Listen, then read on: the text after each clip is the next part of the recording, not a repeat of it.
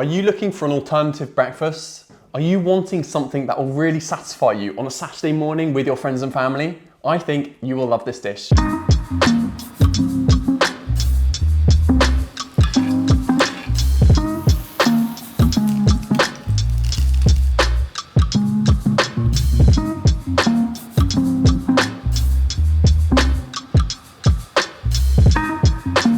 So we're going to start off by making the burger buns. We use a Yudane at the start, which is a mixture of flour and hot water, which helps with the stretchiness and fluffiness of the burger bun itself. We want to add 100 grams of strong white bread flour and 80 milliliters of boiling hot water. The scorching hot water will help gelatinize the starch and enable us to get light, fluffy buns later on. Give it a mix in the bowl until some water incorporated. This avoids you having to put up with the gloopy mess on your hands, and then tip out onto the work surface. Bring it together with your hands and give it a knead for a few minutes until incorporated. This should feel very tacky and sort of sticky and is exactly what we're aiming for. Cover in cling film and place into the fridge to rest. Now, ideally we want to leave this for around 6 to 8 hours or overnight so the starch can fully gelatinize. If like most of us though, you don't plan ahead, then an hour or two is completely fine. Just wait until it's completely cool. Essential to most leavened breads, we need to prepare the yeast mixture. Mix together 190 milliliters of warm milk, 40 grams of caster sugar, and 8 grams or 2 teaspoons of dried active yeast. Give it a little mix and set aside for 10 minutes until the yeast has started to bloom. It will appear slightly foamy and bubbly on the surface. This is when you know it's ready. In a new large mixing bowl, we want to add 250 grams of strong white bread flour, 5 grams of salt, and mix together. So now it's time to make the dough. I've got the yeast mixture, I've got some butter, I've got the Yudane which I prepared earlier, and I've got the flour and salt mixture here. I'm going to do this without a stand mixer just to show you guys it can be done by hand. Tip the yeast mixture into the flour and then tear in the Yudane. As you can see, it's pretty damn tacky and therefore perfect for this dough. Start the kneading process by mixing everything together with a wooden spoon until all of the flour has been hydrated. Lightly flour your work surface and tip your dough out. Now, gradually we're going to add in the knobs of softened unsalted butter to this dough, 50 grams of it. To knead this dough, we're going to use the slap and fold method to start with whilst it is a little wet and hard to handle. To simply put it, you need to pick up the dough at the sides, slap the lower half down onto the surface and fold the top half away from you over the bottom. This is done with a slight flicking motion so the dough doesn't stick to your fingers. This will take you a good 10 minutes and you will be tired if you're not used to it. But kneading dough by hand is a great way to understand the feel and texture of what a dough should end up like after kneading. Free gym workout too, that's not a bad thing. Right, back to the recipe. Now you have your dough ready, place it in a lightly oiled large bowl and cover with cling film. Set this aside to a fairly warm but not extortionately hot area where there will be no draft, and leave to rest for 1 to 2 hours until double in size, like this. Pretty mental how few ingredients can create this living doughy thing. That's baking for you, and actually a ton of other things too, like fermentation. Knock the air out of the dough and then divide it into 6 equal portions. Lightly flour your surface and flatten each portion out into a disc. Fold the sides into the middle to create tension, flip over, then roll in the palm of your hand, gently cupping it into an even spherical ball. Place each dough ball onto a parchment-lined baking tray with a couple of centimeters in between so they don't stick. Cover and then leave to rest again for another 30 minutes to 1 hour until they have risen a little bit more. So now the burger buns have risen, we're going to coat them in an egg wash before cooking. Now preheat your oven to 190 degrees Celsius or 375 degrees Fahrenheit. This is important. If the oven isn't fully preheated, you won't get the nice oven spring in the buns and all of your hard work will be wasted. Place into the preheated oven, set a timer for 17 minutes but check after 15 and pray that they turn out okay. Nah, I'm kidding. If you follow these steps, you'll be on track to making some perfect fluffy burger buns. Once cooked, you should end up with nicely risen golden brown buns. Immediately, we want to brush over them with some melted butter and then set aside onto a cooling rack. If you do this too late, after they have cooled, they will end up sticky and not nice to handle. These are so light and fluffy and will be perfect for our breakfast burger. Now these are cooked, make sure to let them cool and then we'll slice them open and toast them on both sides before serving. So for the sausage patties, I'm going to be using a mixture of pork belly and pork leg. The pork leg is leaner. The pork belly is obviously fattier, so I'm going to be using a mixture to get a nice balance and a nice flavour. If you don't have access to a meat grinder, then simply get hold of some good quality sausages from your supermarket and use their meat instead. Cut off any rind, this can be crisped up for crackling later on, and dice into manageable sized chunks that will fit in the grinder.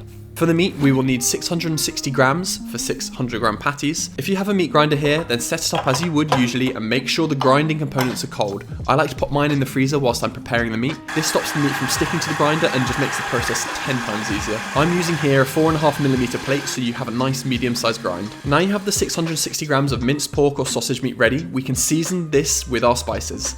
If you aren't using sausage meat, season nicely with salt. For the seasoning, we're going to need 3 teaspoons of oregano, 6 teaspoons of fennel, and 3 teaspoons of dried chili. Add them into a pestle and mortar and crush down.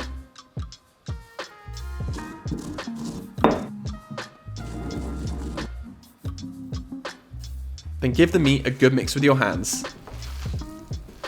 Before we turn these into the patties for the burger, we're going to test it for seasoning. To check for seasoning, fry off a small piece in a pan and try it. This saves you from having to waste the whole batch later on if you realise you didn't season it enough. It's now time to prep the green chutney. Into a blender, we're going to add a big bunch of coriander. Don't worry about removing the stalks. A generous handful of mint leaves, no stalks here as these are very tough. 1 peeled garlic clove, a small knob of ginger about an inch thick, 1 green chilli, a pinch of sea salt, 1 teaspoon of cumin, and the juice of 2 limes.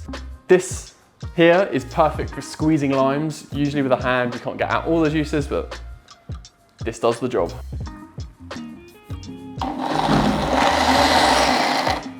Blend it together for a few minutes until everything is broken down and you should end up with a delicious, fragrant chutney.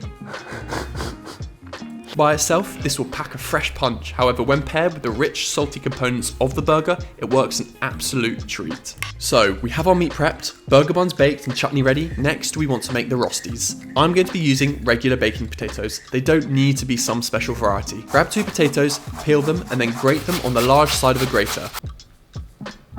Do the same with half an onion. Ooh, my eyes are burning. And then place it into a cheesecloth along with the grated potato. So the purpose of this is to squeeze out as much of the excess moisture from the potato and onion as possible, otherwise you'll end up with the soggy rostie and you don't want that. Now, a little pause here. I don't have the footage, but it is important to soak and rinse the grated potato in some cold water for an hour or so before cooking. This will rinse off any excess starch and stop the rostie from burning later on. I didn't leave time to do this for long enough, so my rosties are a little darker than I would have liked, as you'll see in a bit. Twist the cheesecloth and give it a good squeeze to get out any excess moisture from the potato and onion. Into a new mixing bowl, add the potato and onion mixture, 1 whole egg, 2 tablespoons of flour, 1 teaspoon of salt, and a few grinds of black pepper. So then just give this a mix with your hands until it's nice and incorporated. Heat half an inch of high heat oil, I used peanut, into a pan and bring to the temperature over a medium-high heat. Once up to temperature, spoon in a generous amount of the potato mixture and spread out into a disc. This should be a similar diameter to the burger buns you are using. Fry for a few minutes on each side, being very careful whilst flipping them, then remove and set aside on some paper towels to dry. Sprinkle immediately with some salt. Now, time to cook the burgers. In a clean pan, add a splash of oil and bring it up to a medium-high heat. Add in 100 gram portions of the sausage meat, flatten with the back of a spatula and cook for a few minutes until the underside is crisp and caramelized. Flip it, then cook for a few more minutes until again the underside is a nice golden brown. We're now on to the final steps of building this breakfast burger. We're going to fry an egg in the pan and we're going to make sure we have a really nice soft yolk inside.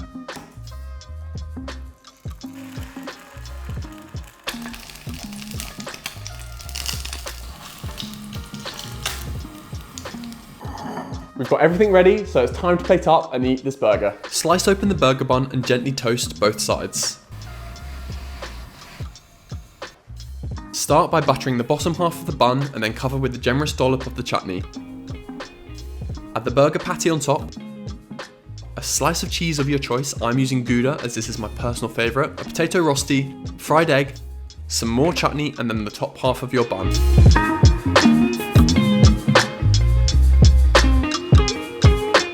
And that right there is how I make my breakfast burger. You've got the very fragrant meat topped with a really delicious Gouda cheese. On top of that, you've got the crispy, salty, rich rosti. Then you've got the fried egg, and the thing that tops it off the best is the chutney.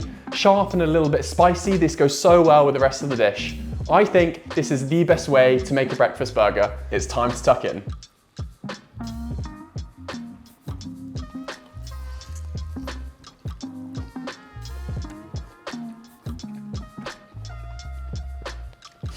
Mate, that is insane.